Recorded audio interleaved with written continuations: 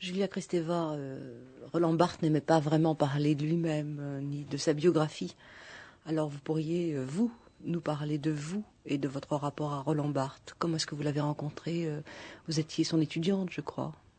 Oui, tout à fait. Et vous avez raison, il était un homme du Sud-Ouest, et ce qui veut dire de l'esprit français dans ce qu'il a de plus intense, c'est-à-dire de plus discret. Et il ne voulait pas parler de lui, mais c'était quelqu'un qui tenait énormément à ses amis. Et il avait le rare privilège de faire de ses étudiants des amis.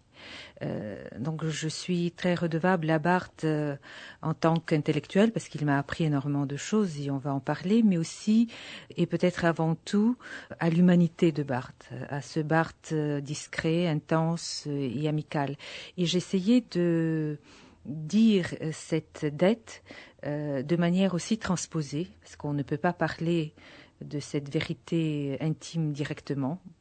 La vérité crue ne peut pas se dire telle qu'elle. La littérature est faite pour ça. Elle déplace, elle fait des métaphores, des métonymies, des allégories. Eh bien, moi, j'en ai fait un roman qui s'appelle Les Samouraïs, dans lequel il figure sous le nom d'Armand Bréal. Et j'ai raconté comment une jeune étudiante venue d'un pays de l'Est, la jeune étudiante s'appelle Olga et qui est en partie moi, mais en partie non moi, pour la même raison, qu'on ne peut pas dire les choses directement, se retrouve un mois d'hiver à Paris, sous un Paris gris, parce que quand la neige fond à Paris, je n'ai plus la ville lumière, c'est une ville sombre et sans perspective, se retrouve dans un cours de la Sorbonne qui est brusquement éliminé par le discours de Barthes, qui fait un cours dans le roman Les Samouraïs et un cours sur Proust. Alors qu'en réalité, c'était un cours sur la rhétorique qui prenait la suite d'un cours de Barthes sur Mallarmé. Mais la rhétorique était comprise comme une introduction de la musicalité dans la langue.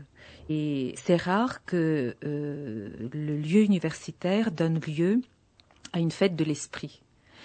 Et c'était le cas des cours de Barthes. C'est une fête parce que il y avait une joie.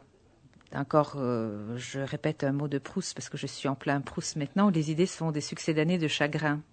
Et les idées de Barthes étaient des succédanées de chagrin, mais des succédanées, c'est-à-dire des feux d'artifice dans lesquels on voyait, on sentait la douleur passée, sa douleur personnelle, l'expérience de son enfance, de sa tuberculose, de son être marginal, mais tout cela ne gardait pas la trace d'une gravité opaque et insupportable.